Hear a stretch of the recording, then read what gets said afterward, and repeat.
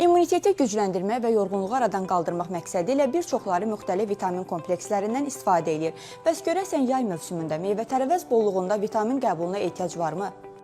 Yay, günəş, meyvə-tərəvəz bolluğu və açıq havada daha çox vaxt keçirmək imkanı. Ancaq bu mövsümdə də vitamini mövsümi məhsullarda yox, fərqli preparatlarda axtarırıq. Bir çoxları vitaminləri zərərsiz hesab eləyir, bəziləri də qida əlavəsi kimi bütün fəsillərdə qəbul etmək olar deyə düşünür. Bu məqsədlə apteklərə üst tutanların sayı da kifayət qədərdir. Elə vitaminlər də var ki, onları yayda da qəbul etmək olar. Xüsusilə D vitamini ilə bağlı yanlış təsəvvürlər formalaşır. Günəş şüaları bu vitaminin sintezində mühüm rol oynasa da, hər kəsdə onun səviyyəsi eyni olmur. Bu mövsümdə uşaqlara da bəzi vitaminlər vermək olar, amma həkim müayinəsi və təyinatından sonra. Əgər ana şikayətlə gəlirsə, ayaqları, oynaqları ağrıyır, tez-tez yorulur, yuxuluq olur, dərsdə mənimsəməsi pis olur.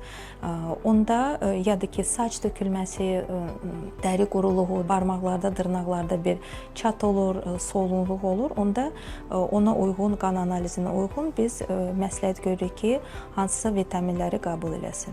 Vitaminlər orqanizmin normal fəaliyyəti üçün vacibdir. Faydalı olması isə həm də sağlam qidalanmadan asılıdır.